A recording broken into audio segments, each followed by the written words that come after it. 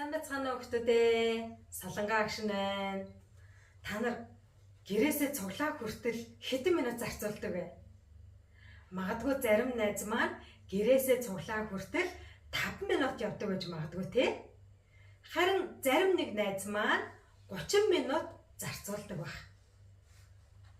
Магадгүй зарим найз маань автобусаар яваад цуглаандаа ирдэг бол зарим нь аав ээжийнхаа машинаар цуглаан хүртлээр хөргүүлээд ирдэг найзууд ч гэсэн байгаа тий. Магадгүй зарим найзынхаа гэр цуглаантай дэндүү ойрхон болохоор 2-3 минут эсрэг гүгээд орчдөг найзууд ч гэсэн бас байдаг байгаа тийм ээ. За тэгвэл ингийн цуглаанд явах зорилго нь юу юм болоо? Бид нар яагаад цуглаанд явдаг юм болоо найзуудаа? Яг зөв, бид нар Бурханд мөргөл өргөхийн тулд цуглаанд ирдэг шүү дээ. Тэгвэл тэр мөргөл донд яг хинт мөргөл өргөж байгаа юм бол? Яг зөв, Бурхан эзэнд бид нар мөргөл өргөдөг шүү дээ. Мөн Есүс эзэндээ Магдалийг өргөдөг тийм ээ. Тэгвэл тэр мөргөлийн цагаар хүүхдүүд бид нартай Бурхан уулздаг болов? Яг зөв, Бурхан бид нартай уулздаг шүү дээ. Тэгвэл бүтэнсээ өдөр болгон Бурхан бид нарыг цуглаан дээр ирэхийг хүлээгээ сууж байгаа юм чинь бид нар цуглаандаа явахдаа яаж явах вэ? Нүрээ сайн угаагаад, үсээ гоё самнаад, хамгийн гоё цэвэрхэн хувцас өмсөөд цуглаандаа явах хэрэгтэй шүү дээ, тийм ээ? За. Тэгвэл бид нар Бурханд мөргөл өргөхийн тулд, Бурхантай уулзахын тулд цуглаанд явдаг байх юм, тийм ээ? Тэгвэл Библиэлд Есүс 2 хүнтэй уулзсан тухай гардаг байгаа. Бүгдээрээ хамтдаа харцгаах уу? Бүгдээрээ Библиэд илгээд Шинэ Гэрээ номны Иохан 3-ын 1-ээс 3 дугаар ишлэл. Мөн Иохан 4-ийн 7-оос 14 дугаар ишлэлийг хамтдаа уншицгаая. За бүгдээрээ хамтдаа уншаад биелнэ үү? 1, 2, 3 Фарисеучуудын дунд Юудэчүүдийн удирдагч Никодем гэгч хүн байлаа. Есүс дээр тэр шөнөөр ирээд түүнд "Рабби, таныг Бурханаас ирсэн багш гэдгийг бид мэднэ. Учир нь Бурхантай хамт байхгүй бол хинч таны үйлдэх тэмдгүүдийг үйлдэж үл чадна" гэв. Есүс хариуд нь үннээр би чамд хэлье. Хин дээрээс эс төрн тэр Бурхны хаанчлалыг үзэж үл чадна. За 4-р бүлгийн 7-оос 14-р ишлэгийг хамт уншъя. Самарын нэгэн эмэгтэй ус татахаар тэнд ирэхэд Есүс түүнээс "Надад уух юм өгөөч" гэв. Энэ үед шавнар нь хүнс худалдан авахаар хот явсан байлаа. Өнөөх Самар эмэгтэй "Та юудэ хүн байж Самар эмэгтэй надаас яагаад уух юм гуйна вэ" гэв. Учир нь Юудэчүүд Самаричуудтай харьцдаггүй байжээ. Есүс түүнд хариулан "Хэрв чи Бурхны бэлгийг болон надад уух юм өгөөч гэж байгаа нь хэн болохыг мэдсэнсэн бол чи түүнээс гуйхад тэр чамд амийн усыг өгөх байсан" гэж айлцсанд тэр түүнд "Эзэн, энэ худаг гүн танд утгах юм юу ч алга. Гэтэл та амийн усыг хаанаас авах юм бэ? Энэ худгийг бидэнд өгсөн Яаков өвгөөс минь та агуу гэж үү? Тэр өөрөө түүний хөвгүүд мас өргөж эндээс л ундаалсан" гэв. Есүс "Энэ уснаас уух хүн бүр дахин цангана. Харин миний өгөх уснаас уух хүн хизээж цангахгүй. Харин миний өгөх ус тэр хүний дотор мөнх аймууд ориглох булгийн ус болно." Амен. Амен. Есүс ямар хүмүүстэй уулзсан гэж вэ? Хамгийн эхлээд Есүс Никодемтэй уулзсан байгаа. За, Никодем тийм ээ. Никодем ямар хүн гэж хэлсэн бэ? Фарисей хүн гэж хэлсэн тийм ээ. Фарисей хүмүүс дотроо фарисеучуудыг удирдагч нь байсан байгаа. Тэгэхээр нэр алдар нэлээд өндөр хүн байгаа биз? Фарисей хүн юу хийдэг вэ гэхээр хуулийн талаар маш өндөр мэдлэгтэй. Мөн Библиэлд гарсан бүх хуйлуудыг ягштал биелүүлдэг, ягштал цээжилсэн тийм мундаг хүмүүс байдаг байх нь шүү, тийм ээ. За тэгвэл Никодем фарисеучуд дотор хамгийн нэр хүндтэй, хамгийн мэрэгэн ухаантай, хамгийн мэдлэг туршлагатай, бас хөөрхөн баян хүн байсан байх нь шүү, тийм ээ. За тэгвэл энэ Никодем Есүстэй уулзахаар явсан тухай гардаг. За мөн Есүс хинтээ уулзсан бэ гэхээр юудэчүүдийн хамгийн дургүй Самар эмэгтэйтэй уулзсан байгаа. Юудэчүүд тухайн цаг үед Самар хүмүүстэй ерөөсөө харцдаггүй байсан байгаа. Бүр нэгнүүдээрээ ч харддаггүй. Бүр тэр Самар үндэстний нутгийг дайрч гарахгүйгээр тойрж явдаг байсан байх нь шүү, тийм ээ. Тэр хэмжээгээрээ юудэчүүд Самаричуудад дургүй байсан байгаа. За тэгвэл энэ эмэгтэй бол Самар эмэгтэй. Энэ эмэгтэй 5 нөхөртэй байсан.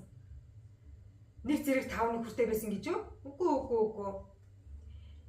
Эхний нөхөртэйгөө суугаад, салаад, хоёр дахьтай суугаад, салаад, ингэсээр нэг мэтгэд 5 нөхрийн царай харсан байдаг. Тэгээд 5 нөхрөөсөө 5-уулангаас нь салсан байсан. Тийм учраас Самар хүмүүс хүртэл энэ эмэгтэйд маш дургүй байсан байгаа. Амар бузар эмэгтэй, амар гим нүгэлтэй гэж түүнийг шоолж, гадуурхаж, доромжилдог байсан байгаа. Тийм учраас энэ эмэгтэй худгаас ус авахын тулд өдрийн халуун нарнаар худаг дээр ирдэг байсан байгаа. Самаричууд худгаас ус авахдаа нар жаргасны дараа буюу сэрүүхэн босны дараа худаг дээр ирж худгаас ус авдаг байсан. Харин энэ эмэгтэй бусад эмэгтэйчүүдийн хил амнаас айгаад, залхаад өдрийн хар халуунаар худаг дээр ирж ганцаархнаа ус авдаг байсан байна. За тэгвэл энэ хоёр хүний нийгмийн гарал нь өөр байна, тийм ээ. Нэг нь маш нэр хүндтэй, баян, мэдлэгтэй, боловсралтай ийм хүн байхад нөгөөх нь нийгмээс гадуурхагдсан, бусдаар доромжлуулсан, тийм ээ. Тэр байтугай 5 удаа гэрлээд 5 удаа салсан. Тэгээд хүн болгоны үзэн яддаг тийм хүн байсан байх нь шүү, тийм ээ. За тэгвэл Библиэлд Есүс энэ хоёр ондоо хүнтэй уулзсан байх нь. За Никодем бол үнэхээр мундаг мэдлэгтэй хуулийн багш байсан учраас Есүс дээр шөнөөр ирсэн байна. Найзуудаа яагаад шөнөөр ирсэн бол? Яагаад гэвэл Никодем маш өндөр хэрэгэм зэрэгтэй, тийм ээ? Фарисеучуудыг удирдагч хүн байсан учраас өдрийн цагаар Есүсийг хайгаад очих юм бол хил амны бай болно гэж бодоод магадгүй бусад хүмүүстэй энэ одоо фарисеин удирдагч байж ээж мундаг мэдлэг боловсралтай хүн байж ээж яагаад Есүстэй уулзж байгаа болоо гэд шоолох вэ гэж бодсон учраас Есүс дээр шүн дөлөөр очсон байна. Тэгээд Есүсээс дахин төрөлтийн талаар асуусан байна. Есүсээ хүн яаж дахин төрнө гэж би ийм том 90 цент хүрчгсэн ийм өндөр настай болсон хэрнээ би яаж дахиад ээжийнхээ гиз рүү буцаж ороод яаж дахиж төрөх вэ? Энэ чинь байж болохгүй шүү дээ. Та яагаад ийм байж боломгүй зүйл биднэрт ярина вэ? Харин Есүс Никодемд юу гэж хэлсэн бэ гэхээр хүн ус ба сүнсээр дахин төрөхгүй бол дахин төрөх боломжгүй. Буюу ус ба сүнс. Ус нь юуг илэрхийлж байгаа юм бол хүн усаар баптизм хүртдэг шүү дээ. Танаа цуглаан жилдээ 1 удаа, магадгүй 2 удаа усан баптизм хүртээдэг байх тийм ээ. За энэ үеэр бид нэр Есүсийн дотор шинээр дахин төрлөө гэж үздэг байх нь тийм ээ. За мөн Есүс хэлэхдээ сүнсээр дахин төрөх хэрэгтэй гэж хэлсэн байна. Энэ нь ариун сүнсийг хүлээн авах. Ариун сүнсээр дамжуулан сүнсээрээ дахин төрөхийг хэлж байгаа юм шүү дээ. Тэгвэл Есүс Никодем дахин амьлалт болоод тийм ээ хүн яаж дахин амьлах талаар Есүс Никодемд зааж өгсөн байна. Есүс өөрөө зам, үнэн, ам, тийм ээ. За, Есүс Никодемтэй уулзсныхаа дараа Галил нутгаар дайраад Самар эмэгтэйг зорж очсон байна. Өнөөх Самар эмэгтэй яг л өдрийн эд халуунд худгаас ус авч байхдаа зэрэгцээд Есүс тэр эмэгтэйтэй уулзсан байна. Надад уухаас өгөөч ээ. Энэ эмэгтэй Есүс уух ус өгсөн тийм ээ. Харин Есүс оронд нь би чамд мөнхийн усыг өгье гэж хэлсэн. Энэ эмэгтэй гайхсан. Юу вэ? Энэ худгаас чинь мөнхийн ус гардгүй шүү дээ. Тэгээд ч танд ус утгах юм алга. Та яаж надад мөнхийн усыг өгөх юм бэ? Есүс энэ эмэгтэйгийн өнгөрсөн амьдралыг бүгдийг мэдчихсэн. Түүнийг 5 нөхөртэй болоод, тавуулагаас нь салаад, хүмүүсийн хил амны бай болоод, хүмүүсээр гадуурхагдаж, доромжлогдсон, хүнд хэцүү амьдарч байгааг Есүс мэдчихсэн байна. Тийм учраас Есүс энэ эмэгтэйд мөнх амийг өгөхийг хүссэн. Мөнхийн усыг өгөхийг хүссэн байна.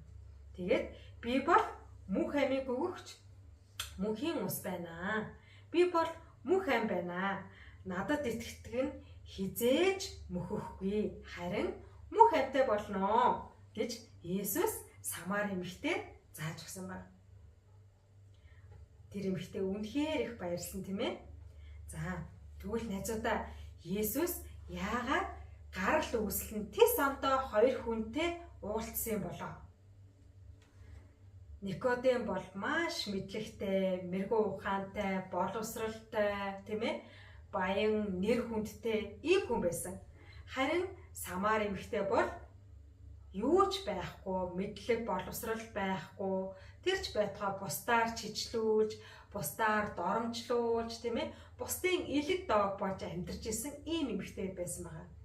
Есүс яагаад энэ 2 хүнтэй уулзсан болоо? Яагаад гэвэл Есүс энэ дэлхийн бүх хүмүүст хайртай. Бүх хүмүүсийг аврахыг хүсэж байгаа учраас нийгмийн гарал нь ямар ч байсан Есүс бүгдэнд нь хайртай гэдгийг харуулахыг хүссэн байна. Тийм ээ? Өндөр мэдлэг боловсралтай, тийм ээ? Ээж аав нь дажгүй хөрөнгө чинээтэй, тийм ээ? Удам угсаа сайтай, тийм? Онц сурдаг, одоо юу гэдгийг бүхэл сайн сайхан шинж агуулсан хүндэж Есүс хайртай, эсэргээрээ бусад найзуудаараа шоолуулдаг, гадуурхагддаг, ганцаарддаг, мэдлэг боловсрал байхгүй, хинч тоодгүй тэр нэгнийг ч гэсэн Есүс зорж очин хайрладаг гэдгийг харуулахыг хүссэн байна. Тэгвэл найзуудаа та нар эргэн тойрныхаа найзуудыг хардаа, хажууд байгаа найзыгаа, хойноо сууж байгаа найзыгаа, урдаа сууж байгаа найзыгаа хардаа. Есүс бүгдэнд нь хайртай учраас энэ дэлхий дээр ирсэн байна. Есүс Никодем болоод Самар эмэгтэйд мөнх амийн тухай зааж өгсөн байна. Есүс бол зам, үнэн, ам гэдгийг энэ 2 хүнд зааж өгсөн байна. Зөвхөн Есүсээр дамжуулаад аврал авах боломжтой. Энэ дэлхийд Есүсээс өөр аврагдах тийм гайхалтай нэр байхгүй. Хичнээн мэдлэг боловсралтай байгаад бид нэр Тэнгэрийн усад очиж чадахгүй, тийм ээ? Эсвэргээрээ хичнээн ядуу дорой байсан ч Есүст итгэхгүй бол ямар ч аврал байхгүй. Тийм учраас Есүс юу гэж хэлсэн бэ? Надад итгэе. Тэгвэл та нар мөнх амьтаа болно. Би бол Бурхны хүү. Надаар дамжлахгүйгээр хинч эцэгт минь хүрэхгүй гэж Есүс зааж өгсөн байна. Тэгвэл бид нар мэдлэгтэйч бай, мэдлэггүйч бай, боловсралтайч бай, боловсралгүйч бай, баянч бай, ядууч бай, нэр алдартай бай, нэр алдаргүйч бай. Есүс бидэнд яг адилхан хайртай байна. Тэгвэл бүгдээрээ тэр Есүстэй талархаад 2 хөөрхөн гараа хавсраад хамтдаа залбирцгаая. Хүүхэд бидэнд хайртай Бурхан эзэн минь танд баярлалаа. Есүс Никодем болоод Самар эмэгтэйтэй уулзснараа дамжуулаад Есүс энэ дэлхийн бүх хүмүүст хайртай гэдгийг ойлгуулж өгсөнд талархаж байна. Бидний нийгмийн гарал өөр ч гэсэн Бид нэр өөр айлуудад өөр гэрт амьдардаг ч гэсэн, бид нэр өөр үзэл бодолтой, өөр дүр төрхтэй ч гэсэн та биднийг яг л адилхан хайраар хайрладаг гэдгийг ойлгож өгсөнд баярлалаа. Есүс та биднийг хайрлсан шиг бид нар ч гэсэн эргэн тойронд байгаа найзуудаагаа ялгуурлан гадуурхалгүйгээр хайрладаг хүүхдүүд байлгаж өгөөч гэж танасаа гуйж байна. Тийм ээ. Есүс бол мөнх ам юм. Есүсээр дамжихгүйгээр хинч Бурхныг харахгүй гэдгийг өнөөдөр бид нар сурлаа. Бид нар Есүст бат итгэхэд та туслаач ээ. Есүсийн нэрээр залбирч байна. Амен. Бүгдээрээ эх 7 хоногийн турш эргэн тойронд байгаа найзуудаагаа Есүсийн хайраар хайрлсан хүүхдүүд байцгаая. Бүгдээрээ дараагийн 7 хоногт уулзцгаая. Түр баяртай.